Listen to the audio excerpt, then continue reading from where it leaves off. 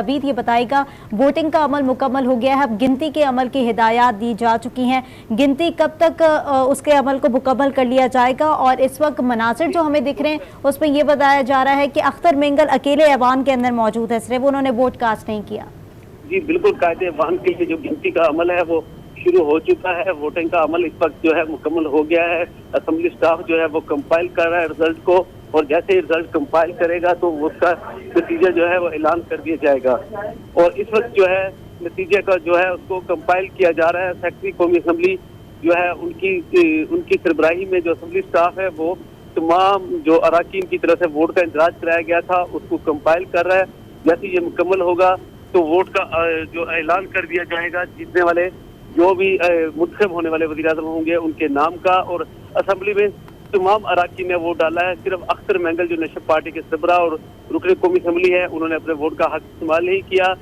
Election का अमल जो है वो मुकम्मल होने से पहले सरदार याद सादिक स्पीकर कौमी असेंबली ने अख्तर मेंगल से इस्तफसार किया कि आया वो वोट डालना चाहते हैं, जिसको उन्होंने कहा कि वो वोट नहीं डालना चाहते। उसके बाद जो है उन्होंने अमल मुकम्मल होने का ऐलान किया। अब जो है जैसे ही गिनती मुकम्मल होगी तो 2 मिनट के लिए बेल बजाई जाएगी, जिसके बाद तमाम अराकीन को कहा जाएगा कि वो ऐवान के अंदर आ जाएं लॉबी से। जब लॉबी से तमाम अराकीन ऐवान के अंदर आ जाएंगे तो फिर उस वक्त जो है वो गिनती जो होगी उसका जो रिजल्ट होंगे वो उनका ऐलान किया जाएगा। नवीद ये भी बताइएगा कि इस वक्त नंबर गेम की जहां तक बात की जा रही थी, जाहिर है हम भी सुन रहे थे कि अक्सरियत शहबाज शरीफ के साथ है, आप वहां पर मौजूद थे, आपने देखा भी होगा, लॉबी ए को भी देखा होगा, लॉबी बी को भी देखा होगा, क्या दिखाई दिया? नंबर गेम किसकी जानिब है?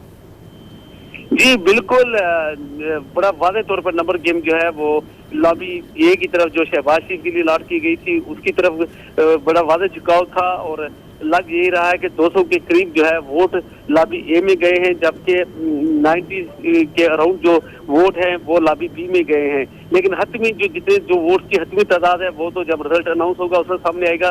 लेकिन ये बात बड़ी वाज़ेह है कि शहबाज शरीफ जो है ये इलेक्शन जीतने के करीब है। वो क्योंकि जो नजर आ रहा है जो वोट का इंतजाज करवाया गया है मेंबर की तरफ से उसमें बड़ा वाज़ेह जो है मेंबर की बड़ी तादाद जो है वो उस तरफ गई है जो शहबाज शरीफ के लिए लॉबी मुख्तस की गई थी। इसलिए इसमें कोई दो राय नहीं है कि शहबाज शरीफ जो है वो अगला वज़ीर-ए-आज़म मुंतखब होने जा रहे हैं। बस जो उसका फॉर्मल या रस्मी ऐलान है वो अभी स्पीकर कौमी असेंबली जैसे रिजल्ट कंपाइल होगा उसका ऐलान करेंगे ऐवान के अंदर। जी ठीक है नवीद, साथ ही साथ बताइएगा कि अख्तर मेंगल साहब ने वोट कास्ट नहीं किया, ऐवान में मौजूद रहे, कहा, क्या उनसे किसी ने रीजन पूछा स्पीकर अयाज सादिक की जानिब से कि आप ऐवान में आए हैं, आप पूरी तकरीब में इजलास में शामिल रहे और लेकिन आप वोट कास्ट नहीं कर रहे? क्योंकि अगर हम मौलाना फजलुर रहमान की बात करें, उन्होंने वोट नहीं देना था तो वो आए भी नहीं आज ऐवान में। अख्तर मेंगल साहब मौजूद हैं यहाँ पे। जी देखें, ये ऐवान में मौजूद अराकीन का हक होता है कि वो अराकीन में ऐवान में मौजूद होते हुए भी वो अब्सटेन करें। अब्सटेन इसको कहते हैं कि किसी के हक में वोट का हक इस्तेमाल ना किया जाए।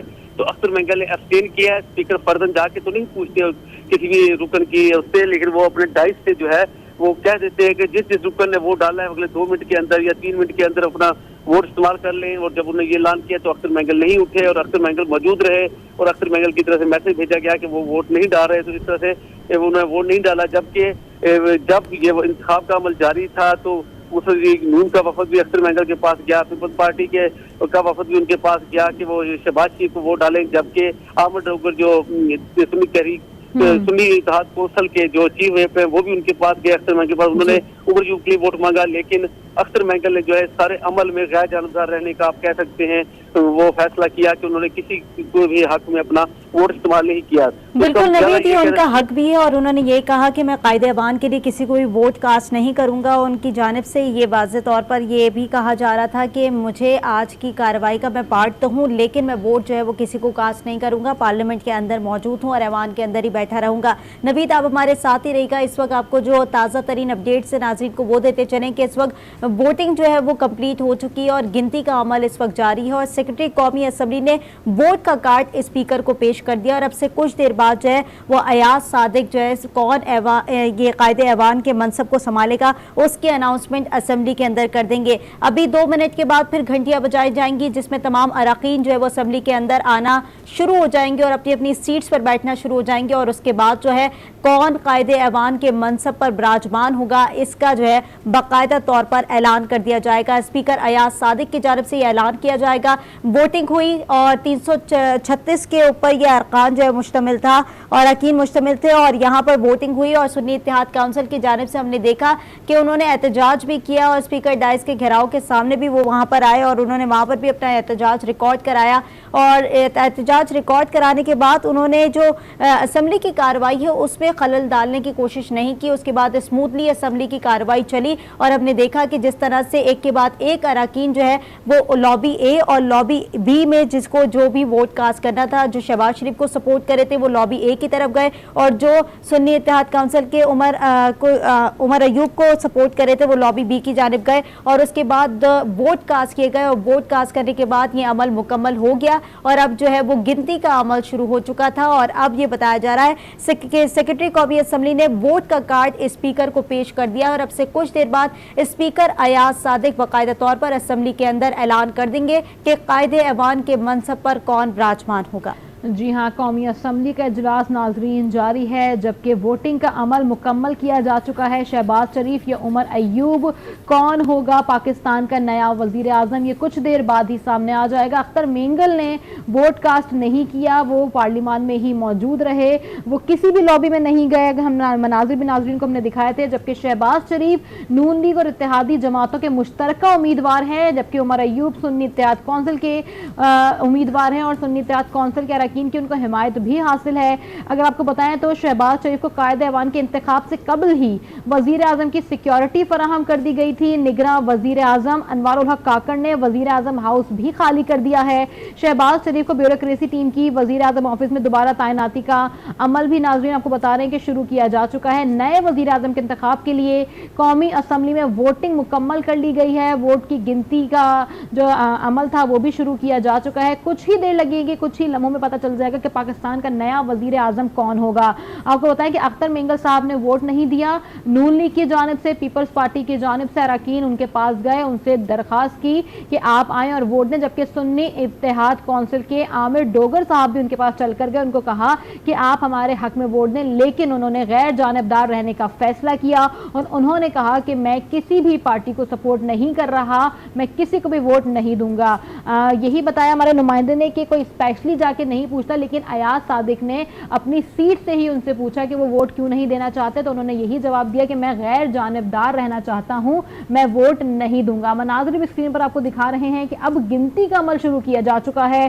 कौमी असम्बली का आज इजलास है जिसमें वजीर आजम पाकिस्तान का इंतखाब होगा, उमर अयूब सुन्नी इत्तेहाद कौंसिल के, और जबकि शहबाज शरीफ मुस्लिम लीग नून के उम्मीदवार हैं, आज इनका मुकाबला है। साथ ही साथ बता रहे हैं कि शहबाज शरीफ को कायदे ऐवान के इंतखाब से कबल ही नाजरीन वजीर आजम की सिक्योरिटी फराहम कर दी गई है, क्योंकि अब यही नुमाइंदे ने हमारे बताया कि इसी तरह होता रहा है, क्योंकि जब वजीर आजम मुंतखब होने का अमल शुरू किया जाता है तो सिक्योरिटी थ्रेट्स भी होते हैं, जिसकी वजह से प्रोटोकॉल और सिक्योरिटी दे दी जाती है। उमर अयूब सुन्नी इत्तेहाद कौंसिल के, जबकि शहबाज शरीफ मुस्लिम लीग नून के उम्मीदवार हैं।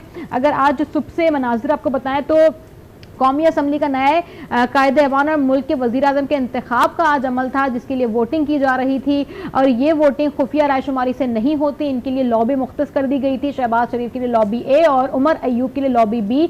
तमाम अरकान अपनी अपनी मर्जियों से जिनको जिसे वोट देना था वो लॉबी ए और लॉबी बी में गए और अपना वोट उन्होंने कास्ट किया। और स्पीकर कौमी असम्बली सरदार अयाज सादिक की जेर सदारत ये इजलास हो रहा है, जिसके लिए तमाम अरकान वहाँ मौजूद थे। मौलाना फजलुर रहमान उनकी पार्टी ने आज बाइकआउट किया है। अख्तर मेंगल साहब ने ऐवान में मौजूद होते हुए भी वोट नहीं दिया। और मनाजिर जो हम आपको स्क्रीन पर नाज़रीन दिखा रहे हैं उसमें तमाम अरकान जो लॉबी ए और लॉबी बी में मौजूद थे वो आहिस्ता आहिस्ता एक एक करके अब ऐवान में वापस आ रहे हैं। खालिद मकबूल सिद्दीकी इस वक्त हमें स्क्रीन पर नजर आ रहे हैं, वो वापस आ रहे हैं, और इसी तरह एक एक करके तमाम लोग अब ऐवान में वापस आएंगे। और उसके बाद ही कौन वजीर आजम पाकिस्तान होगा, गिनती शुरू हो गई है। काउंट करने के बाद बताया जाएगा कि अगला पाकिस्तान का वजीर आजम कौन होगा।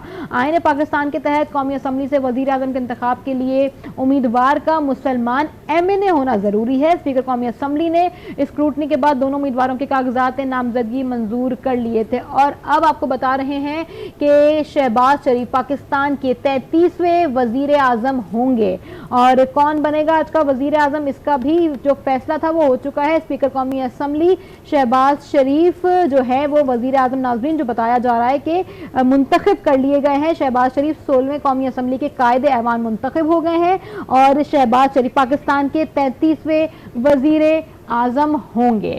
आपको बता रहे हैं कि कौमी असम्बली के इजलास के हवाले से आपको दिखा रहे हैं कि जहां पर इस वक्त वोटिंग का अमल मुकम्मल हो चुका था और उसके बाद अब गिनती का अमल जो है वो मुकम्मल हो